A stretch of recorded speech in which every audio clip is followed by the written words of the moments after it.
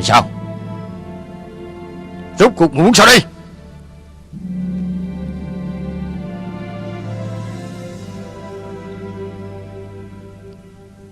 Ngay cả ông trời cũng giúp ta, tại sao muội lại nhúng tay vào làm hư chuyện tốt của ta? Luôn này muội cứ chờ huynh hồi tâm chuyển ý. Tại sao muội không thể cảm động được huynh? Làm việc cho triều đình là trách nhiệm của ta. Cho dù người thân xa lánh, ta cũng cảm thấy đáng.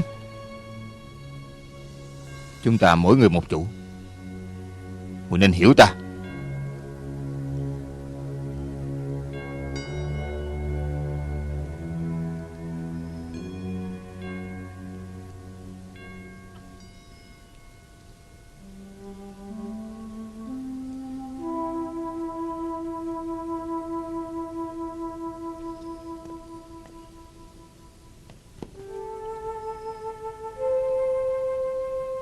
Xin lỗi, lúc nãy huynh không kiềm chế được.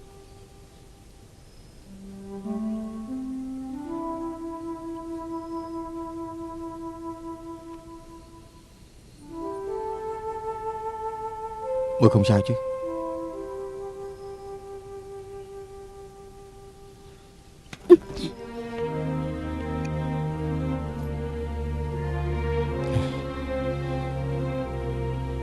Thật ra như vậy cũng tốt. Cứ coi như huynh nể mặt đại tạng. Từng làm huynh đệ cũng không thể làm việc quá tuyệt tình. Muội nói đúng không? Muội sẽ không tin huynh nữa.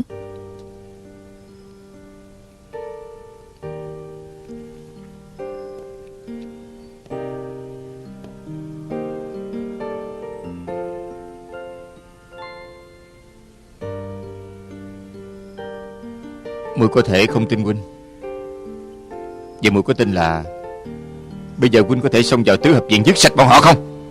Đừng mà.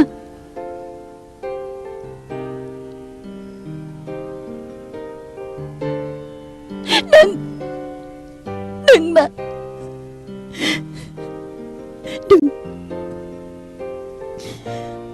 Muội cầu xin huynh. Muội làm vậy đáng sao? Vì muội yêu huynh như vậy đáng sao?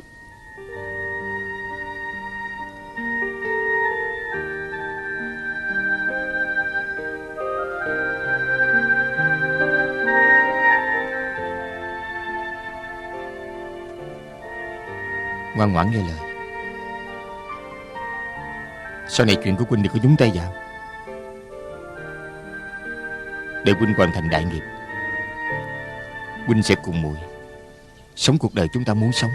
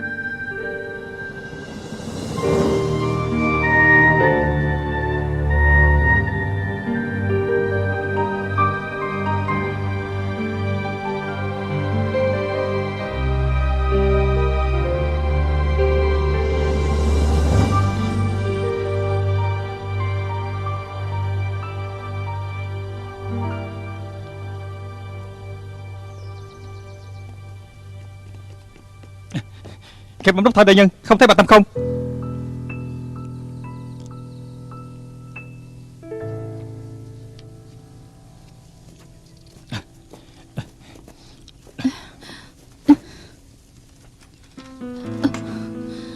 Diệp Trúc.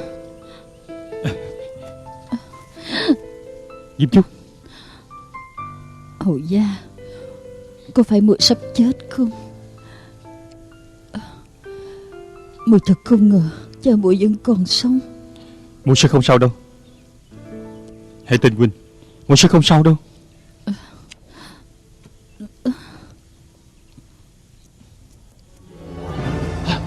Diễm Nhi, đúng là con rồi. Ông đừng qua đây. Nó là con của ta. Ông tới đây làm gì? Nó là con của ta. Thanh Bình kiếm khách quả nhiên vẫn chưa chết. Ông còn muốn sao đây? Ta đến tìm con gái của ta. Ta muốn nói chuyện riêng với nó. Hầu gia, huynh ra ngoài đi.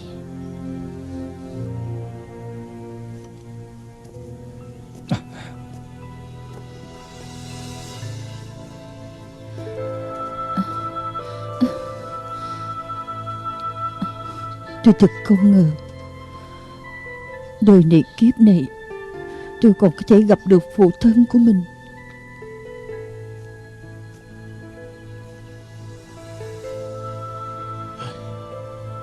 Con vẫn còn nhận người cha này. Diễm Nhi, tại sao con giấu họ đổi tên, làm đại ma đầu Bạch Thủy Thánh Mẫu trên giang hồ? Tại sao không chịu về đoàn tụ với gia đình? Con không muốn nhận ta. Chẳng lẽ ngay cả con trai Bảo Ngọc con cũng không cần sao? Mọi chuyện là tại sao? Tại sao? Chẳng lẽ ông không biết tại sao cơ? Lúc tôi đi vào chỗ cùng đường, Bạch Thủy Thánh Mẫu đã cứu tôi. Tôi biết bà là ma đầu, mọi người căm ghét, nhưng bà coi tôi như người thân. Còn ông dùng thủ đoạn đê tiện chia cắt tôi và Quách Phi đàn người tôi yêu nhất đời, khiến cho huynh ấy chết thảm ở quan ngoại. Ông làm vậy có ý nghĩa sao? Có ý nghĩa sao? Tôi cho ông biết, mãi mãi tôi cũng không tha thứ cho ông. Quách Phi Đăng, sao con cứ nhớ mãi về hắn? Hắn yêu kiếm điên cuồng, con tìm cách gì lấy con gái của ta? Đừng nhắc đến huynh ấy. Thực ra ông đâu hiểu cái gì là tình và yêu trên đời. Ta không biết đối nhân xử thế. Ta giúp con nuôi dưỡng Bảo Ngọc thành người, chẳng lẽ cái ta bỏ ra không phải là yêu sao? Tình yêu của ông đối với Vương Bảo Ngọc, ông thử hỏi lương tâm của mình đi. Ông đối xử tốt với Bảo Ngọc là vì cái gì? Chính là vì mong nó thấy ông vượt hẳn mọi người. Ông không cho nó họ Bạch, không phải vì nó khiến ông cảm thấy sỉ nhục sao? Ta hy vọng Bạch gia quan tâm diệu tổ là vì cái gì? Đúng vậy, Bạch Tam Công mãi mãi không bao giờ sai. Nhưng tôi nói cho ông biết, nếu muốn tiêu diệt giang hồ để lấy lòng triều đình, không bao giờ ông làm được đâu. Có nhiều chuyện con không thể hiểu được.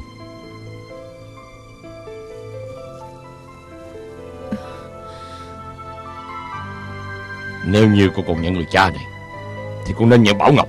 Nên nhận Bảo Ngọc đi.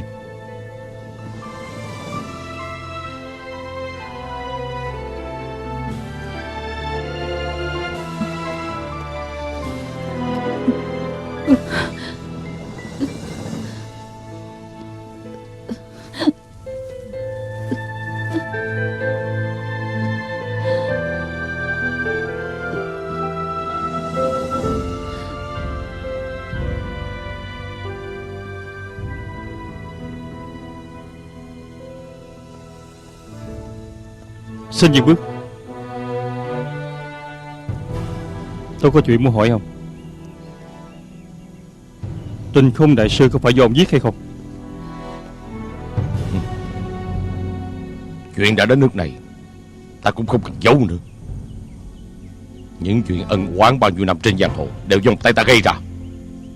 Tinh Không chết cũng bởi tay ta. Sao ông có thể làm như vậy chứ? Chuyện đời như ván cờ, Chúng ta chỉ là con cờ trong bàn cờ đó thôi. Giết chết Tình Không chẳng qua chỉ là nước cờ trong ván cờ đó. Hầu gia có từng nghĩ, bắt đầu từ ngày bước xuống thuyền buồm ngũ sắc, Hầu gia đã trở thành con cờ trong ván cờ này. Chúng ta đều là con cờ.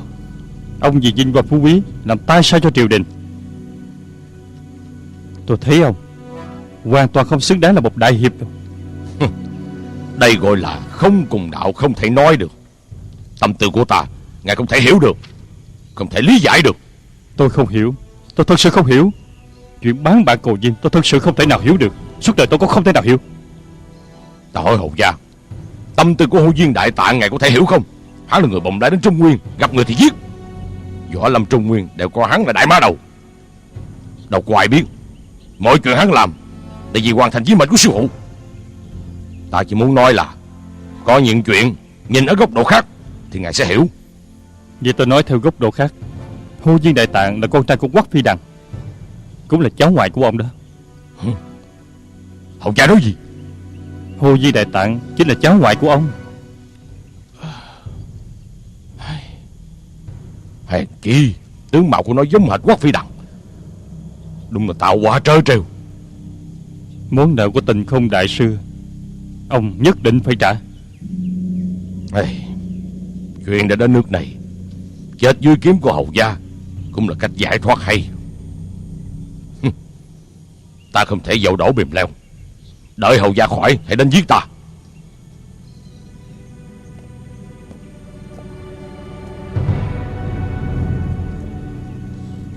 Còn về Phương Bảo Ngọc bị vây trong tứ hợp viện, có cả Bô Nguyệt, các người...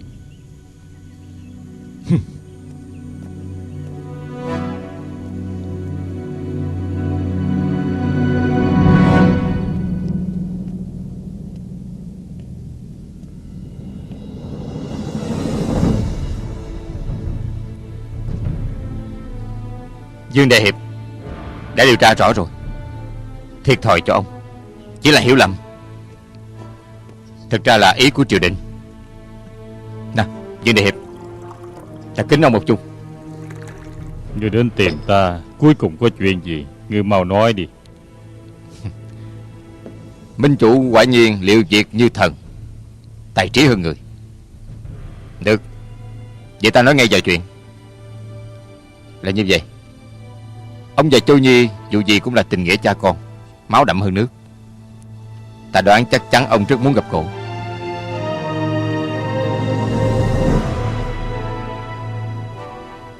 Họ lúc nào cũng bên nhau, nhất định biết tin tức của cổ thành La Á. Ta muốn ông đi dò la, để ta dễ ăn nói với triều đình. Ngươi đừng hòng. Ngươi lợi dụng ta giết chết bao nhân sĩ võ lâm, khiến ta thành tội nhân của thiên hạ. Bây giờ ngươi lại muốn lợi dụng cô gái ta. Ngươi tưởng ta còn tin lời dối trá của ngươi hay sao? Đúng vậy. Vì theo đuổi danh lợi, có những chuyện ta làm không được quang minh lỗi lạc. Nhưng nếu so với kẻ đê tiện như ngươi thì ta vẫn còn kém xa.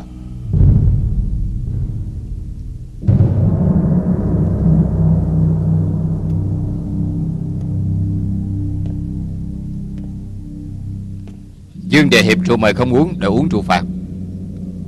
Mạng quen của ông nằm trong tay của ta. Vậy ông có tư cách gì mà ra điều kiện với ta?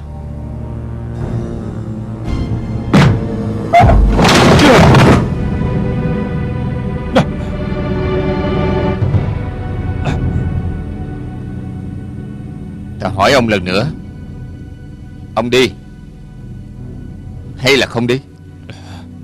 Ngươi đừng nằm mơ. Lôi lão ra ngoài. Chém! Dạ! Dừng tay!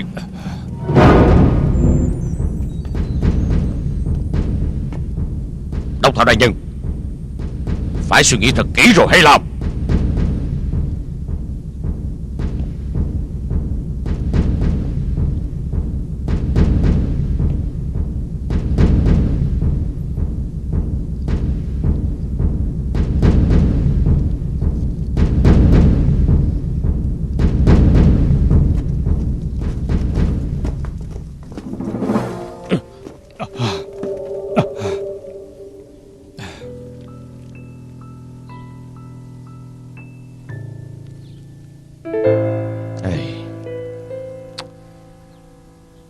Ta quả là hồ đồ,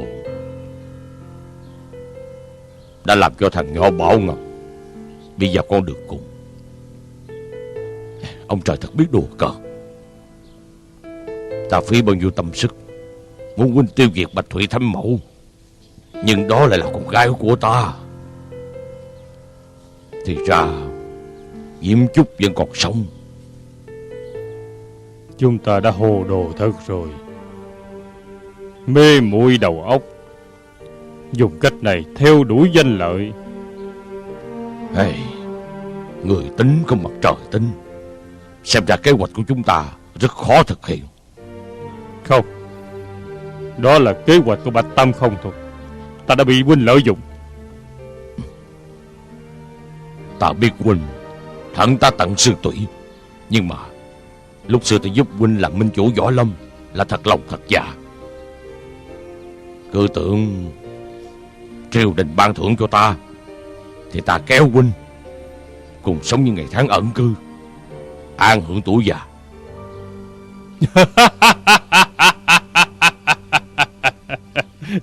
Bạch Tam Không ơi, Bạch Tam Không, ta đang nằm mơ giữa ban ngày, an hưởng tuổi già. Đó là giấc mộng xuân thu của huynh thôi. Huynh nói huynh làm gì cho triều đình. Ta hỏi huynh có gặp đương kim thánh thượng chưa? Ngay cả hoàng thượng của chúng chưa gặp, huynh nói huynh làm gì cho ngài à? Bây giờ huynh nghĩ kỹ lại đi, huynh đang làm việc cho ai? Cẩm y vệ. Bọn chúng làm việc cho ai? Bọn chúng làm việc cho thái giám trong cung. Chúng ta đều bị mắc lừa rồi. Ta tính hết rồi, không còn gì nữa. Thật ra tên tiểu tử Mộc Lan đã nói đúng chuyện trong lòng ta muốn. Là chuyện gì? Ta thật sự muốn gặp Châu Nhi, nói với nó vài lời thôi.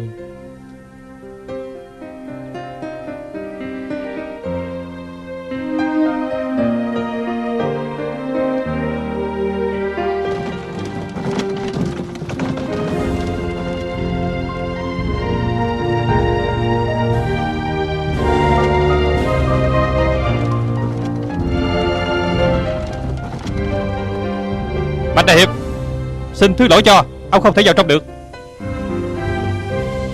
Phía trước là tứ hợp viện đang phong tỏa tội phạm, tốc thảo có lệnh bất cứ ai cũng không được vào. Xin hỏi hai vị có chuyện gì? Ở đây không có chuyện của ngươi, tránh ra. Vậy tiểu nhân khó tuân lệnh được đó.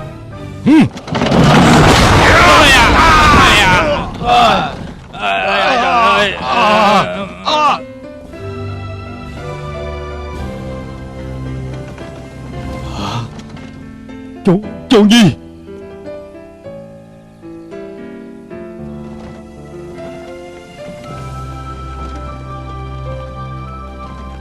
Cha đến đây làm gì? Một La Thần Quân phá cha đi tiên phong sao? Châu Nhi, cha đến là để xin tội. Lúc trước cha đã làm rất nhiều chuyện sai. Cha có lỗi với con. Cuộc đời cha vì theo đuổi danh lợi hại chết nhiều người. Ông trời cũng đã trả báo cha rồi. Bây giờ cha đã biết sai, con có thể tha thứ cho cha không? Con không có người cha như vậy. Con không tin lời cha nữa. Cha biết con sẽ không tha thứ cho cha. Không sao đâu. Dù sao cha sắp đi xa, có thể gặp được có một lần cha đã mãn nguyện rồi. Hồ Viên Đại Tạng, vì cậu là người Bồng Lai nên ta đã coi cậu là kẻ thù. Hy vọng từ nay về sau ân oán về chúng ta một nét xóa sạch. Ta có hai chuyện làm phiền cậu. Chuyện thứ nhất, ta giao Châu Nhi cho cậu. Nếu còn sống ra ngoài, cậu hãy dẫn nó cao chạy xa bay. Xin cậu suốt đời đối xử tốt với nó. Tôi sẽ cố hết sức bảo vệ Châu Nhi. Trước khi ta đi, còn một thỉnh cầu. Xin cậu cho ta nhìn lại bảo kiếm xích tiêu. Dù gì ta vẫn là minh chủ Võ Lâm. Đây là mơ ước suốt đời của ta. Ta xin cậu cho ta nhìn lại nó.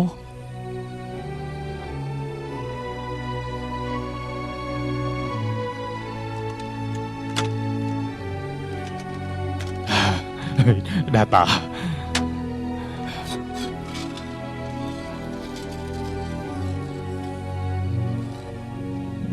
Vì Võ Lâm minh chủ, ta đã gây ra nhiều chuyện ác. Ta tự làm tự chịu thôi.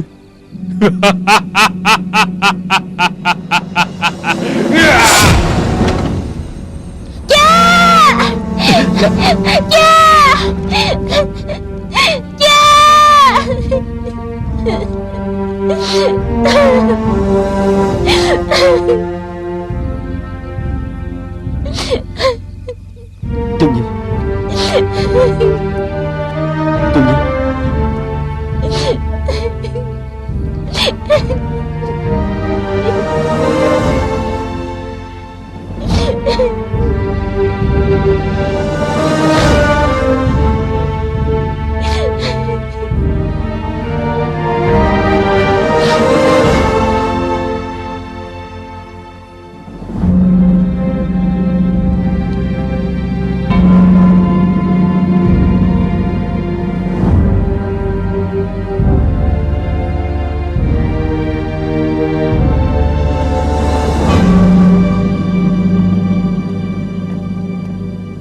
Đốc Thảo đại nhân, tìm ta có chuyện gì?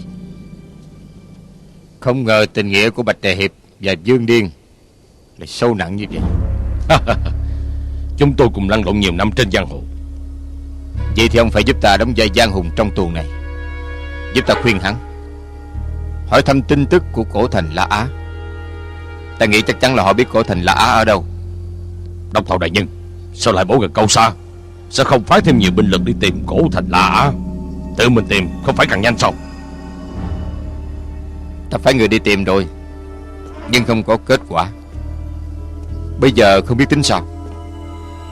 Vậy tại sao Đốc Thảo đại nhân không tấn công vào tứ hợp viện, xông vào trong đó bắt người, trực tiếp tra hỏi có phải nhanh hơn sao? Đánh vào trong không tránh được trận ác chiến. Huống hồ, ông nghĩ bọn họ sẽ nói thật với ta sao? Bây giờ phải chơi đòn tâm lý. Ông có biết sư tử quy mãnh lúc vô bắt con mồi thông thường sẽ cắn đứt huyết quản của nó trước, sau đó mới từ từ đùa giỡn với nó. Bây giờ họ bị ta vây ở trong tứ hợp viện.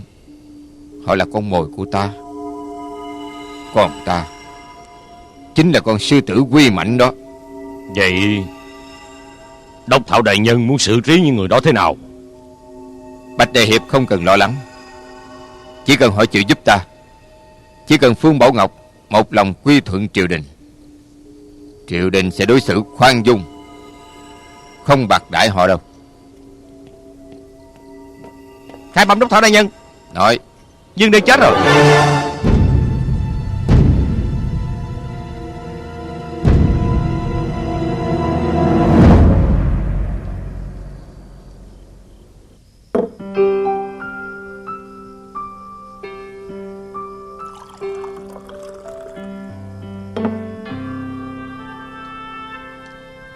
Bảo Ngọc, ông ngoại thật sự có lỗi với con.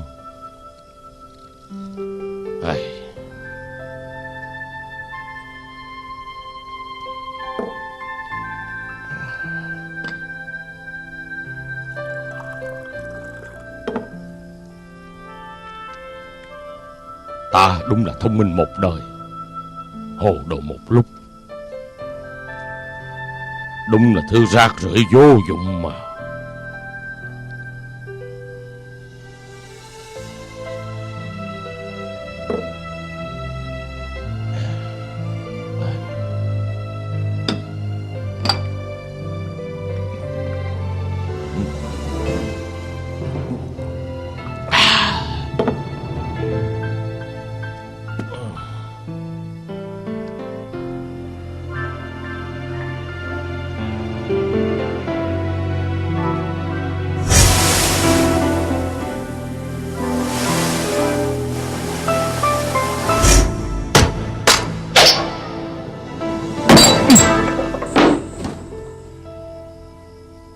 Một Lan Thần Quân, ngươi đừng ép ta quá đáng.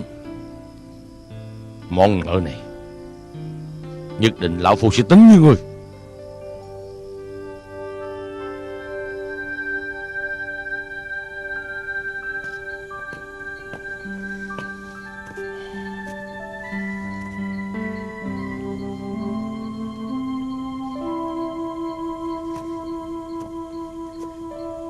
Đây là số thuốc ta tìm được. Hai người uống vào thì có thể khỏe lên. Hầu gia, làm phiền ngài chăm sóc cho Diễm Nhi.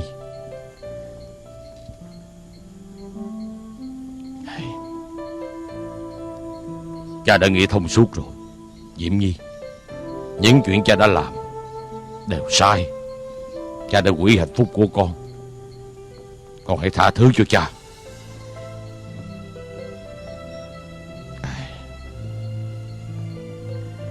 Cha cũng không mong con tha thứ cho cha. Cha đã làm sai quá nhiều. Cha chỉ muốn nói với con, đừng phạm sai lầm như vậy với bọn nhỏ nữa. Đừng hủy hoại hạnh phúc của bọn chúng.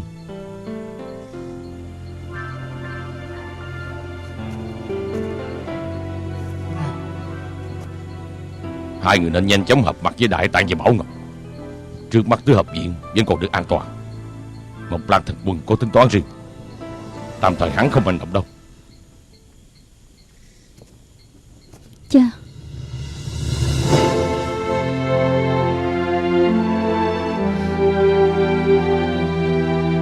cha cũng phải bảo trọng.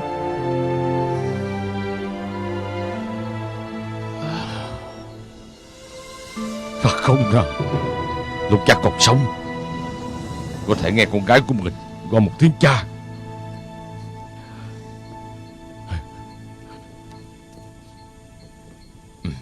Hai người cứ yên tâm. Phía Một Lan Thần Quân ta sẽ cố đối phó.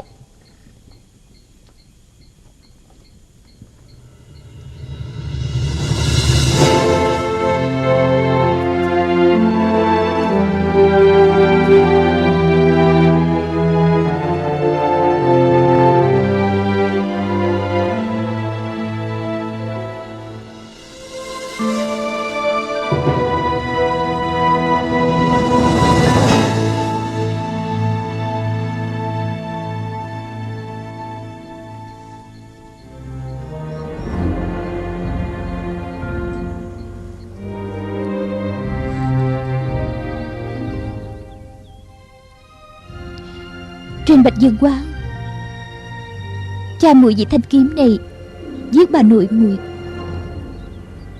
Sau đó ông lại dùng thanh kiếm này ép muội giết huynh. Tại sao cha muội vì danh lợi chuyện gì cũng làm được, cuối cùng ông lại chết với thanh kiếm này? Có thể trên đời này, đúng như sư Thái nói, đều là nhân quả báo ứng.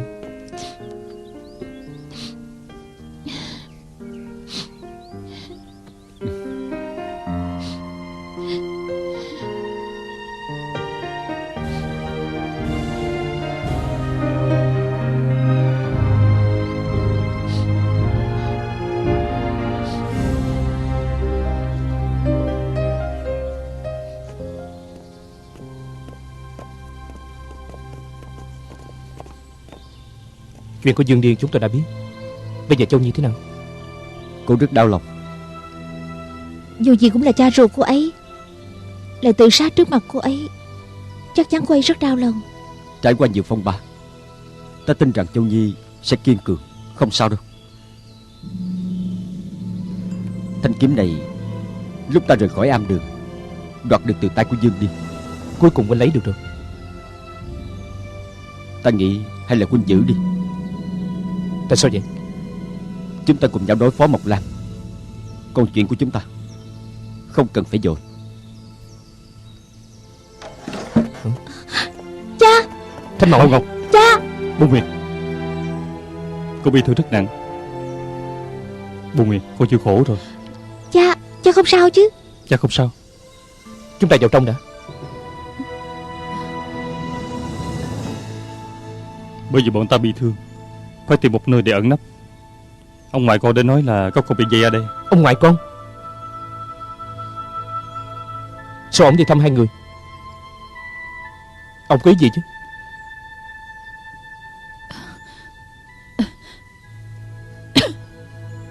Ông ngoại con nội lực thâm hậu, bị một chưởng của ông ấy đúng là 9 chết 1 sống. Đã thương xong lại đến thăm. Chuyện này lạ thật. Bồ Nguyệt, Châu Nhi, làm phiền hai con ra ngoài một lát. Ta và Hồ Gia muốn trò chuyện riêng với Bảo Ngọc và Đại Tạng.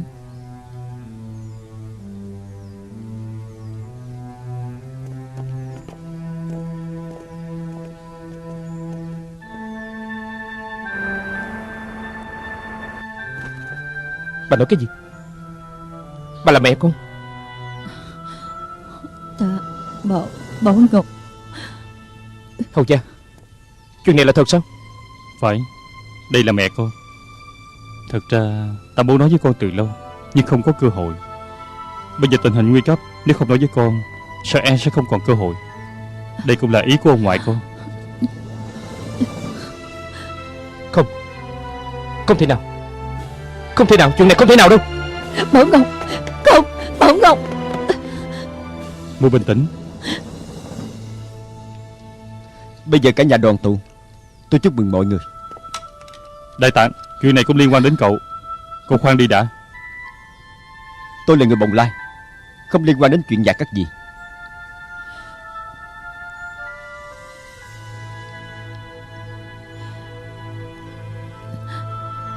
Kim Cách Quốc Phi Đằng đã chết dưới kiếm của sư phụ con. Có chứng cứ gì không? Con quên sao? Ta từng hỏi thân thế của con.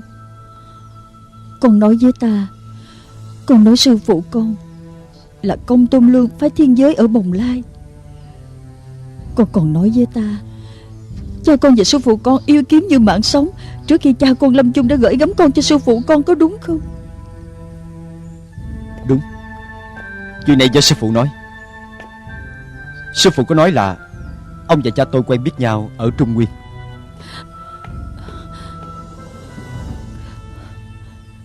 Con nói ngọc bội trên người con là vật duy nhất mà cha con để lại cho con, có đúng không? Đúng. Ngọc bội là vật gia truyền của Quốc Phi Đằng. Con vẫn coi nó là bùa hộ mệnh. Năm xưa Phi Đằng coi nó là tín vật định tình tặng cho ta, và ta đã tặng lại cho con vào ngày con nỉ tháng. Hình xăm Phi Ưng trên lưng con cũng giống hệt hình xăm trên lưng của Phi Đằng. Tại sao sư phụ con lại đem đến Bồng Lai ta không biết, nhưng mà ta biết. Con là con trai của ta và Phi Đằng là con trai của ta. Theo lời bà nói, sư phụ tôi là kẻ thù giết cha tôi, Bảo Ngọc là tiểu đệ của tôi, ba là mẹ tôi. Không thể nào, tôi không tin.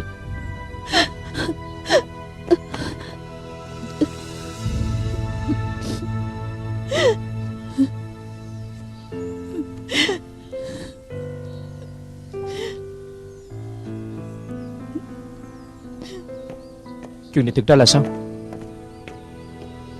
Ông ngoại của huynh từng là đại hiệp được thiên hạ công nhận, bây giờ lại trở thành ân quỷ của triều đình.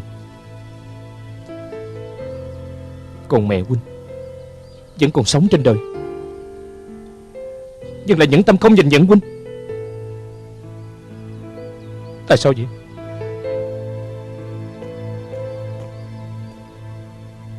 Bảo Ngọc, những chuyện này khó mà ngờ được. Dù sao chuyện cũng đã xảy ra rồi, cứ thuận theo tự nhiên đi. Bôn Nguyện, trên đời này huynh chỉ tin mình muội thôi. Mãi mãi chỉ có mình muội. Mẹ huynh cũng có nỗi khổ riêng. Mùi tin là bao năm nay chắc chắn bà đã rất đau khổ.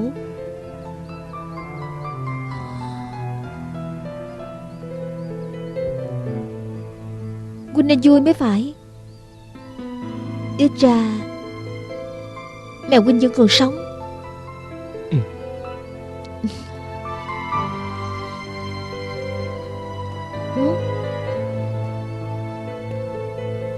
Bảo Ngọc, ta biết tất cả mọi chuyện đối với con vô cùng đột ngột, nhưng đó đều là sự thật. Mẹ con muốn nhìn con từ lâu, nhưng mà có rất nhiều lần mẹ con không thể mở lời. Mẹ con sợ bản thân không thể đối diện. Chính bởi vì cô cảm thấy bản thân chưa làm tròn trách nhiệm của một người mẹ, nên mẹ con đã chôn giấu bí mật này ở trong lòng, đã chôn giấu rất lâu. Cuối cùng mẹ con quyết định không chôn giấu mãi bí mật này nữa. Bao nhiêu năm nay con vẫn nghĩ mình là một đứa trẻ không cha không mẹ. Bây giờ ngài bảo con phải làm sao đây? Mẹ con biết đã có lỗi với con,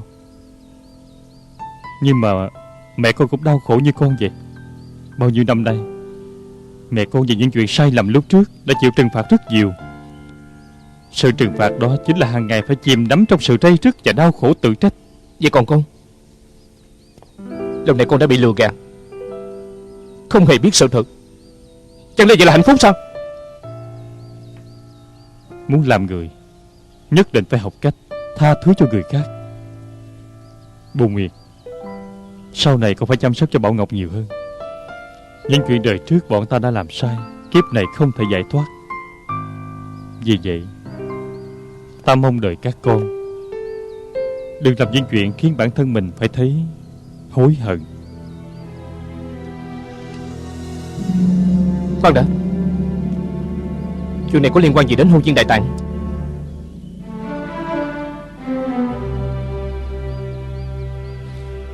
Ta nghĩ con đã đoán ra rồi.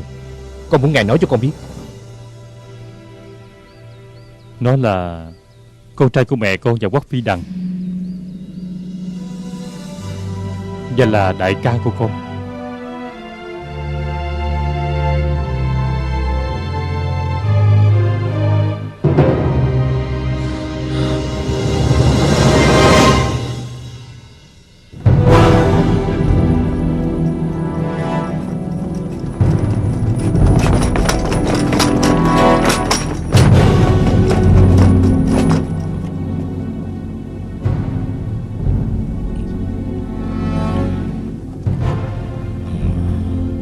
Rượu ngon. Các hạ chính là Kim Tổ Dương, chủ nhân của Tủ Trì Nhục Lâm sao?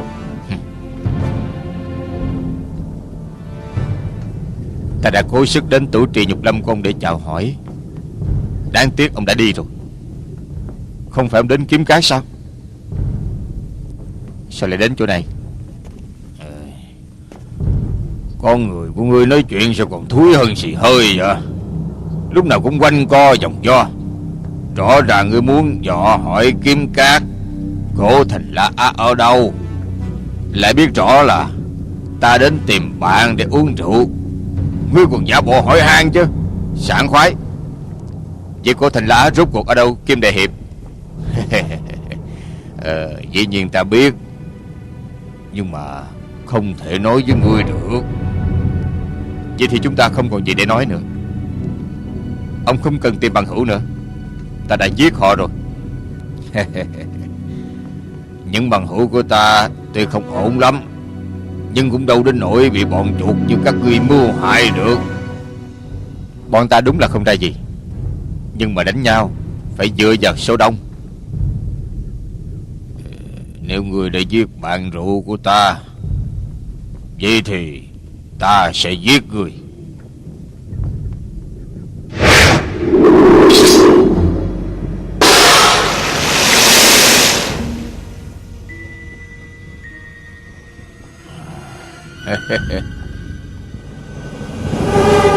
Coi như là ngươi xui xẻo.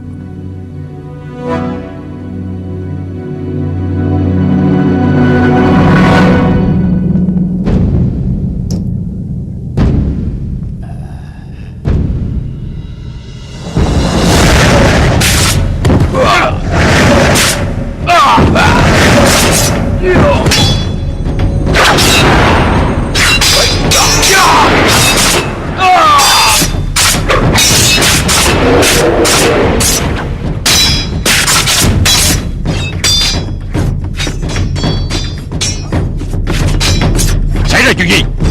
Đốc Đại Nhân đang đánh nhau với một người. Hả?